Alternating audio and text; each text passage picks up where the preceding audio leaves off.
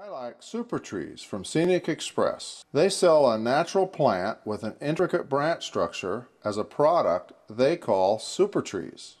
I like to order the 1/4 bushel super trees value pack for about $25. They say it makes 30 to 35 trees, but I find I can get 100 or more trees from this pack, making it very economical. Sounds like a great deal for 25 bucks. These are some super tree twigs that I've selected and prepped to make them tougher and less susceptible to damage. It looks like a pretty involved process. What's that look like? I sit down with a large bowl and the Super Trees Value Pack bush and look for twigs that have a natural looking tree shape. Here's a good example. The twig may have some unnatural curve to it, but I'll show you how we fix that in a minute. Also, some twigs may have large, unnatural looking leaves. I just use some tweezers to remove them. I put each twig I select into a large bowl. I mix up a solution of 1 part matte medium to 5 parts water. Then dip each twig into the matte medium solution and let it soak for 2 to 3 minutes. The matte medium will dry to a tough, rubbery film, making the twigs more durable and resistant to damage. I remove each soaked twig and tap it against newspaper to remove any excess matte medium. I've strung some heavy twine overhead and I clip the twig to the line to dry using a clothespin. If the twig has any unnatural curve, the matte medium solution usually softens the twig a bit, so I just clip a clothespin on the end as a weight to pull it straight while it dries. I let the twigs dry overnight. Oh, that's all there is to it? Yep, and here's 50 twigs all dried overnight and ready to go. Well, let's make some trees. For some materials, you need some cheap spray paint. Get yourself some gray, tan, brown, and black for painting the basic trunk color, and get a mix of greens and yellows for foliage colors. Get yourself some cheap super hold hairspray, and finally get yourself some coarse grind ground foam in a medium color. The exact color doesn't really matter because we'll control the final color with spray paint. Here, Rick, I've stuck some prepped super tree twigs in a block of styrofoam so we can do several at a time. So let's paint the trunks a good trunk color. Let's use this tan. You can spray the trunks outside during the summer, or if you do them indoors like we're doing here, make sure you use a spray booth to expel any harmful fumes outside. Okay, Joe, so we're just going to paint them with this? Yep.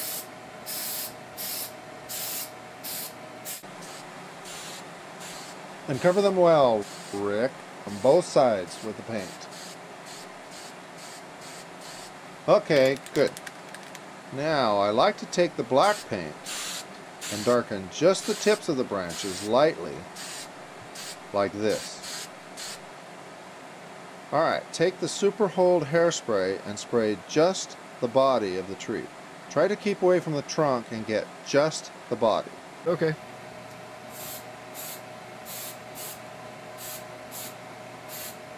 Okay, hold the trees over the ground foam box and sprinkle on the foam. Okay. Depending on how heavy you sprinkle on the foam, you can control how dense the tree is.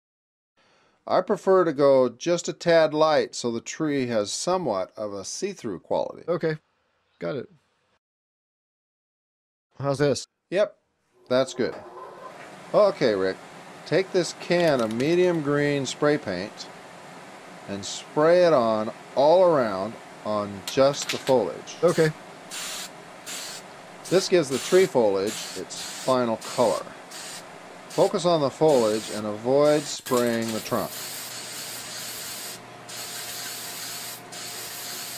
Finally, for one more step that really gives your trees that extra touch of realism, I take light yellow paint and spray it on just lightly from above to highlight the tree foliage and to make it look like it's outdoors in the sun.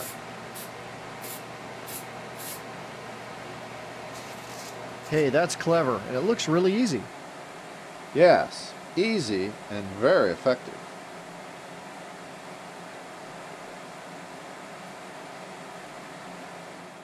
Here we go, Rick.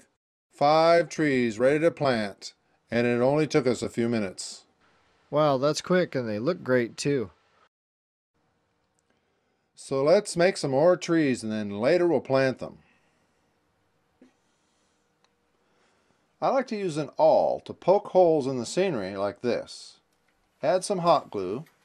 Then I simply stick the tree trunk into the hole and there we go. The tree's planted. Trees seem to look best when planted in groups of odd numbers like 1, 3, and 5. Also, trees tend to grow in groves near water, like next to Timmau Creek in this scene. Sometimes a bit of plaster dust will get around the hole, but not to worry. Just brush a little dirt weathering powder around the hole and give it a squirt of water to fix it in place. I also planted some more trees elsewhere, using larger trees in the foreground and smaller trees in the background, which adds a greater sense of distance and depth to the scene. You can find a small awl if you go into Google and type mini awl. You'll get several options to choose from, either in sets with various hooks or separately as a single awl. It often works good to use a motor tool cutoff disc to sharpen the point on the awl so that it's needle sharp. A final comment on the paints I use for tree colors. I like to use Design Master Color Tool spray paints. I especially like their basil green. It's a hard to find medium yellow-green color that's perfect for modeling many species of deciduous trees.